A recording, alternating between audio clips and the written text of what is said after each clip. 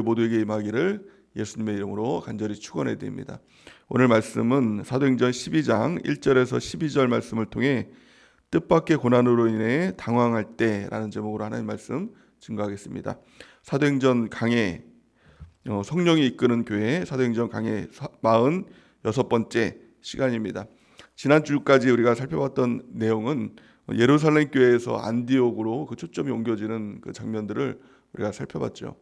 또 오늘 말씀은 사도행전 12장 말씀은 다시 안디옥에서 예루살렘으로 그 초점이 옮겨지는 것을 볼 수가 있습니다. 예루살렘 교회에 큰 이제 핍박이 고난이 찾아오는 것을 볼 수가 있습니다. 그런데 핍박이 그것이 불행이 아니라 그것이 실패가 아니라 핍박이 주는 유익이 있다는 것을 오늘 말씀을 통해서 두 가지로 우리가 살펴봐야 한다는 것입니다.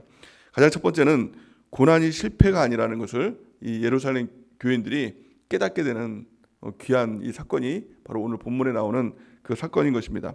1절, 2절 말씀에 보니까 이렇게 말씀하고 있죠. 그때 헤롯 왕이 손을 들어 교회 중에서 몇 사람을 헤아려 하여 요한의 형제 야고보를 칼로 죽이니, 이렇게 말씀하고 있죠. 여기서 이제 요한의 형제 야고보라는 것은 예수님의 12제자 중에 한 명인 이 야고보입니다. 이 12제자 중에서 가장 먼저 순교를 당한 사람이 바로 야고보 제자인 것이죠. 어떻게 보면 이 죽음이라는 말이 우리 가운데는 큰 이제 절망이라고 생각이 되고 또 실패라고 생각이 되고 불행이라는 그런 이미지를 가지고 있죠. 근데 가장 영광스러운 죽음은 바로 이 순교인 것입니다. 야고보의 입장에서 이것이 불행이 아니라 실패가 아니라 이것은 가장 큰 하나님의 영광이다라는 것입니다. 그리고 그리스도인에게 있어서 가장 큰 영광은요, 그것은 바로 순교인 것이죠. 왜냐하면 이 땅이 다가 아니라 영원한 천국이 있기 때문에 그렇습니다. 영원한 천국에서 순교가 당한 자를 우리 주님께서는 환영해서 안아주시고 또 영원한 천국에서 왕노릇하는 그 놀라운 축복이 있게 되는 것입니다. 그래서 그리스도인에게 있어서 꿈이라고 한다면 이 땅에서 잘 먹고 잘 사는 것이 아니라 주를 위해 죽는 것, 이것보다 더 큰 영광이 없을 것입니다. 저도 한 가지 꿈이 있다면, 또 하나님께 정말 구하는 것이 있다면 이 땅에서 그냥 잘 먹고 잘 살다가 또 끝까지 이 생명 연명하다가 죽는 것이 아니라 하나님의 영광을 위해서 죽을 수 있다면, 순교할 수 있다면 그보다 더 큰 은혜와 축복은 없을 것입니다. 우리 가운데 고난이 있습니다. 또 핍박이 있죠. 박해가 있습니다. 근데 그것은 예수님을 믿는다고 해서 고난이 안 찾아오는 것이 아니라, 또 예수님을 안 믿는다고 해서 그 고난이 없는 것이 아니라, 예수님을 믿는 사람이건 믿지 않는 사람이건 누구에게 고난은 있다, 찾아온다라고 성경은 그렇게 말씀하고 있는 것이죠. 마태복음 5장 42절 말씀 같이 한번 읽어보겠습니다. 시작. 이같이 한즉 하늘에 계신 너희의 아버지의 아들이 되리니 이는 하나님이 그 해를 악인과 선인에게 비추시며 비를 의로운 자와 불의한 자에게 내려 주심이니라. 아멘. 우리가 지금 하나님께서 주시는 이 은혜죠. 사실은 이 태양빛, 햇빛, 이것도 하나님의 은혜이고, 또 비도 하나님의 은혜이고, 또 때로는 그것이 비가 많이 오거나 햇빛이 세게 쬐다면 그것이 또 고난이 될 수 있는 것이고, 그런데 하나님은 은혜도 모든 사람에게 주는 것과 마찬가지로 또 고난도 모든 사람에게 다 공평하게 주신다라는 것입니다. 의인이나 선인이나 동일하게 고난은 찾아온다라는 것이죠. 중요한 것은 뭘까요? 고난이 우리 가운데 찾아올 때, 어려움에 찾아올 때 사람들은 왜냐고 자꾸 물어봅니다. 왜 나에게 이런 고난이 찾아오느냐라고 그 이유를 자꾸 묻습니다. 그런데 이유는 중요한 것이 아닙니다. 이유가 중요한 것이 아니라 사실은 성경에서는 반응이 중요하다고 말씀하고 있는 것이죠. 그 고난 가운데 태도의 문제, 이것이 가장 중요하다는 것입니다. 그 고난 가운데 내가 어떻게 반응하느냐, 어떤 태도를 갖고 있느냐, 이것이 그리스도인과 세상 사람들을 갈라놓는 그 잣대가 된다는 것입니다. 우리 그리스도인들에게 있어서 이 고난은 불행이라고 단정할 수 없다는 것이죠. 또 고난은 실패가 아니다라는 것을 우리가 분명히 알아야 한다는 것입니다. 그리스도인에게 있어서 취약점이 있다고 합니다.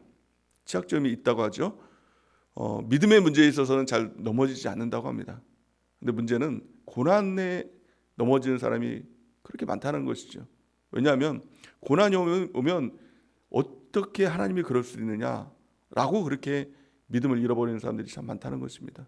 나는 하나님을 잘 믿었는데, 기도도 했는데, 또 주일 성수 빠지지 않고도 했는데, 11조도 잘했는데, 전도도 했는데, 그리고 또 새벽 예배까지 드렸는데, 또 뭐 하라는 거 다 했는데 왜 나에게 이런 고난이 찾아왔느냐 라고 하면서 그걸 받아들이지 못하는 경우들이 참 많이 있다고 합니다. 그래서 병원에서 이제 의사들이 그런 얘기를 한다고 하죠. 이 불치병이라는 병이 딱 선고가 되면 제일 못 받아들이는 사람들이 기독교인이라고 합니다. 그리스도인들이 자기는 그런 병에 걸릴 리가 없다 이러면서 막 그런다고 하죠. 특별히 목사님들이 더 그렇다고 합니다. 나는 하나님 앞에 이렇게 헌신하고 또 해야 할 일들이 이렇게 많은데 내가 어떻게 병에 걸릴 수 있냐고 그렇게 이제 받아들이지 못하는 경우들이 많다라고 합니다. 그러나 이것은요, 사실 잘못된 것이죠. 그 모든 것 가운데 하나님의 섭리가 있다는 것을 우리가 알기에 받아들이는 것입니다. 그리고 중요한 것은 내가 그 가운데 뭘 해야 됩니까? 라고 하나님께 물어봐야 되는 것이죠. 그 모든 것 가운데 하나님의 주권이 있지 않겠습니까? 하나님의 섭리가 있지 않겠습니까? 우리는 느닷없이 당하는 어떤 고난이라고 할지라도, 느닷없는 어떤 불행이라 할지라도 하나님 입장에서는 그것이 느닷없는 일이 아닌 것이죠. 하나님도 깜짝 놀랄까요? 네가 암병에 걸릴 줄 몰랐다. 네가 그렇게 부도맞을 줄 몰랐다. 네가 그렇게 어려움 당할지 나도 정말 몰랐다. 하나님의 입장에서 그럴까요? 하나님은 다 알고 계십니다. 우리가 불행 가운데서 항상 하나님께 기도하면, 저는 그랬어요.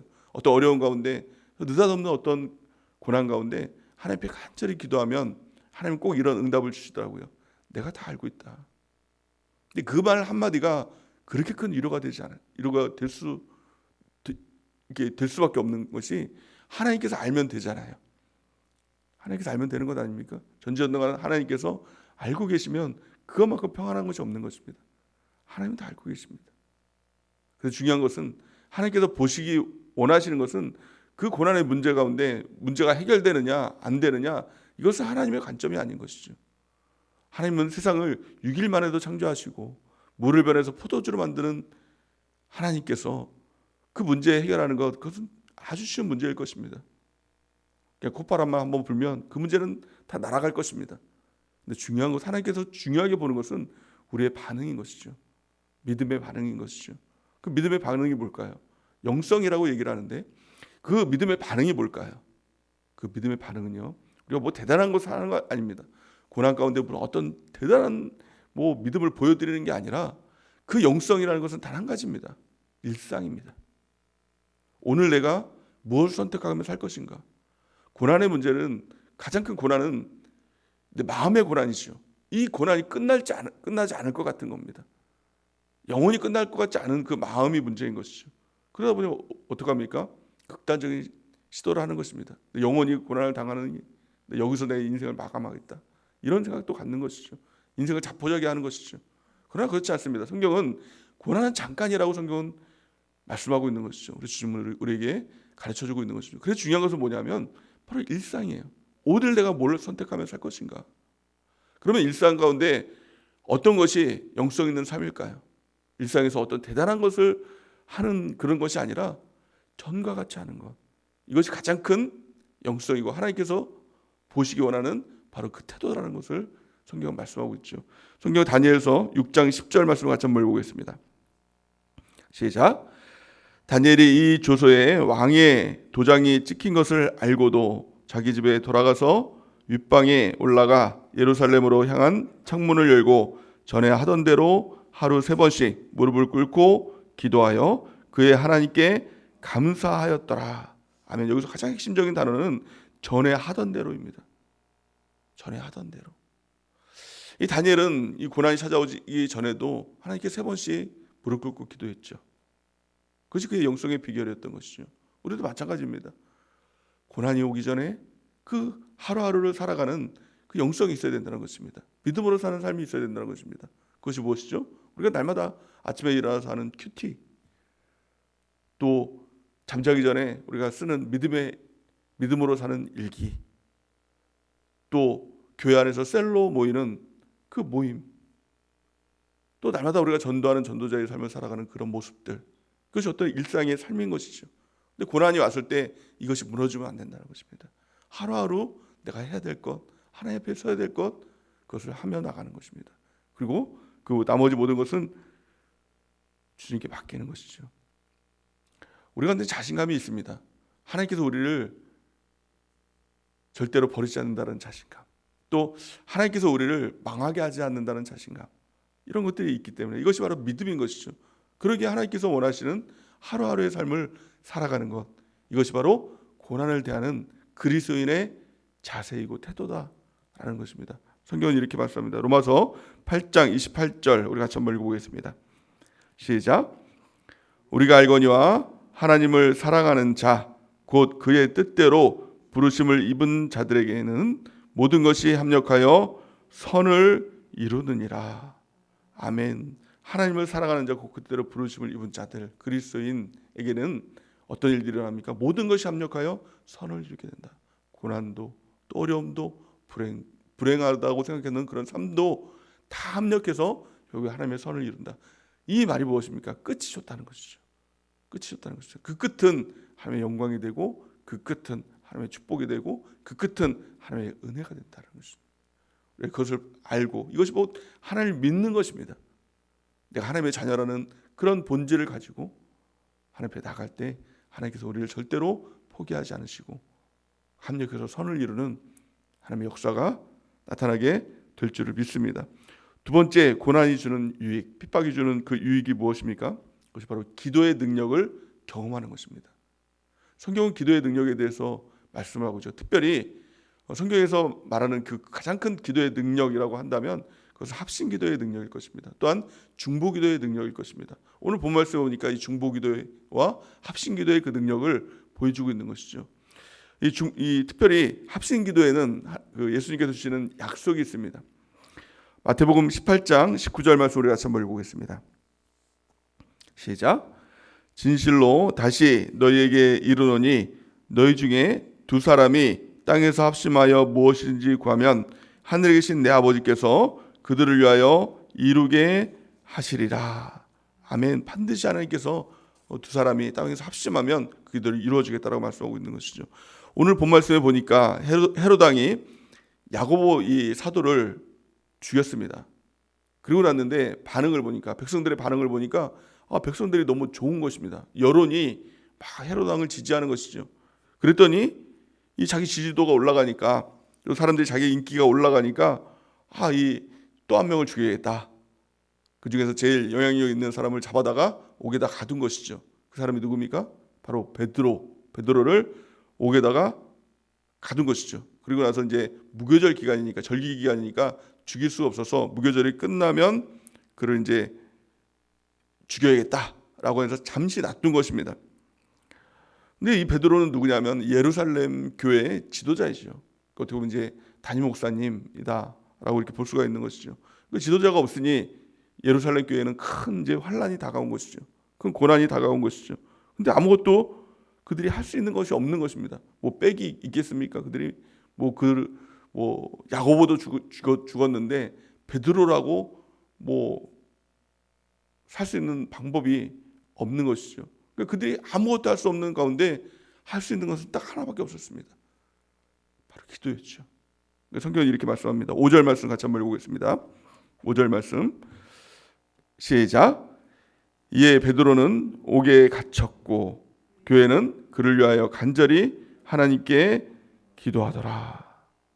아멘. 이 두 가지입니다. 베드로는 옥에 갇혔고 그들은 하나님께 간절히 기도하더라. 아주 단순한 것입니다. 고난이 찾아왔고 그들은 기도하더라. 이게 아주 단순한 것이죠. 단순한 가운데 놀라운 하나님의 역사가 나타나는 것입니다. 이것이 바로 기도의 능력인 것입니다. 사람들이 기도의 능력에 대해서 너무 과소평가합니다. 기도한다고 되겠어? 내 문제가 이렇게 산더미 같은데, 내 문제가 이렇게 불가능한 일 같은데 기도한다고 되겠어? 근데 기도라도 하는 사람, 이 가운데 하나님의 능력이 나타나는 것입니다. 누가 기도를 제일 잘할까요? 백 없는 사람, 할 수 있는 것이 기도밖에 없는 사람, 백이라고는 하나님밖에 없는 사람. 병원에 갔는데 이제 끝입니다. 사형 선고 받은 사람, 완전한 절망에 빠진 사람, 이제 아무것도 할 수 없는 사람, 이 사람이 기도를 제일 잘합니다.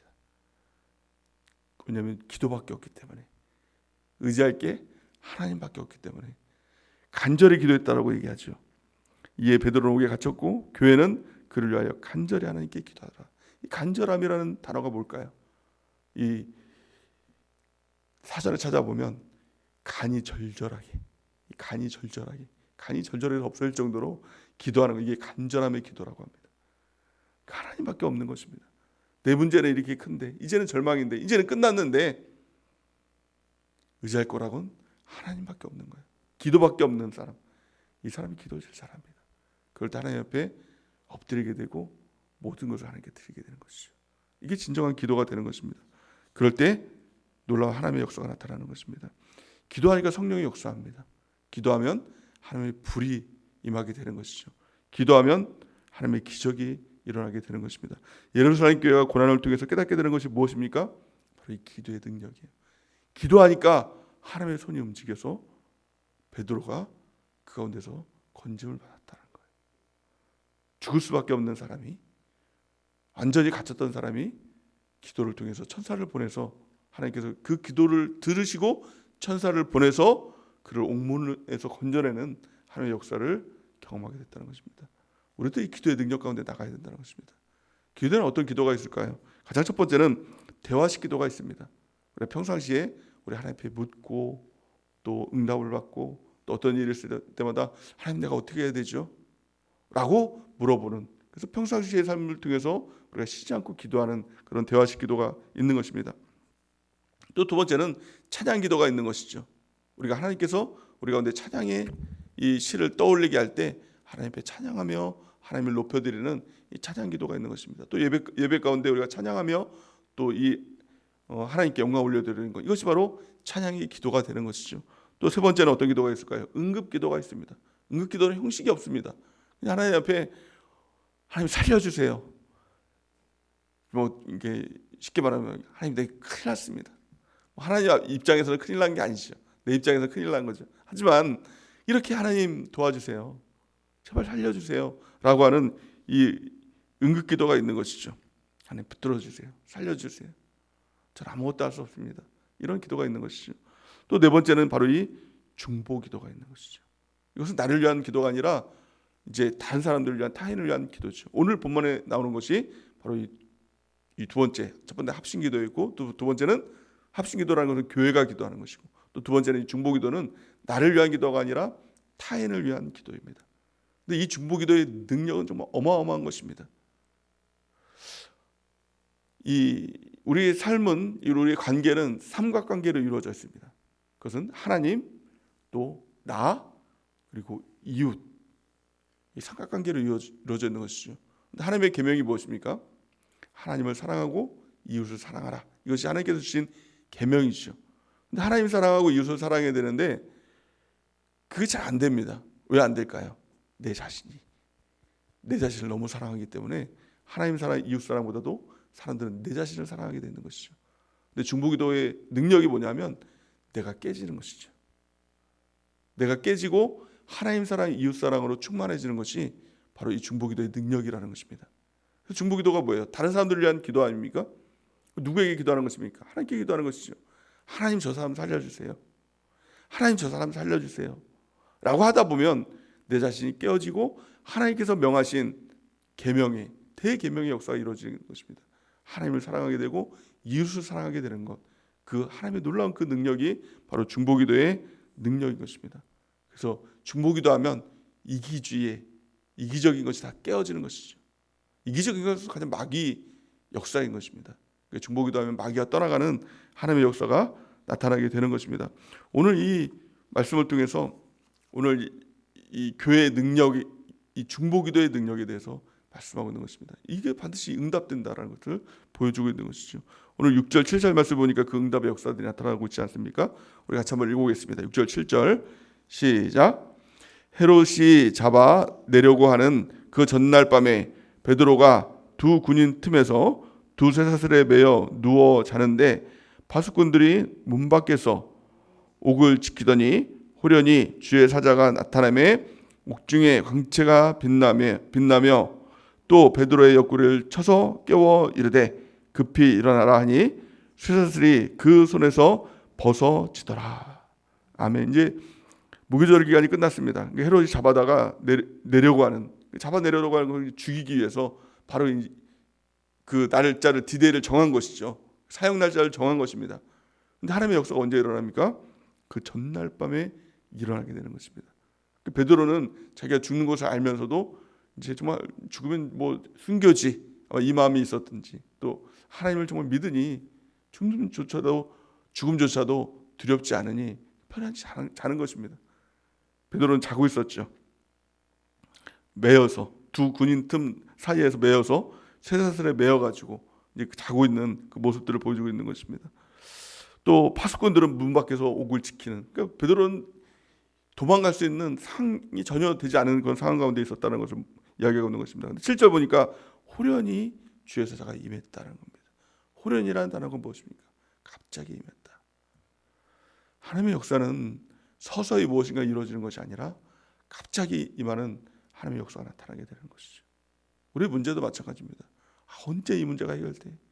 하나님의 때가 있다는 겁니다. 전날 밤에 이루어졌던 것처럼 하나님의 때가 있고 호련히 하나님의 역사는 강력하게 임할 때 그 문제는 한순간에 해결되는 그 일들이 일어나게 되는 것입니다. 어떻게 일어납니까? 옥중에 광채가 빛나며 또 베드로의 옆구리를 쳐서 깨워 이르되 급히 일어나니 쇠사슬이 그 손에서 벗어지더라. 묶여있는 것들, 또 우리를 올가매고 있는 것들 하나님께서 다 끊어주시는 역사가 일어나게 되는 것입니다. 이것이 바로 기도의 능력인 것입니다. 합심기도, 중보기도의 능력.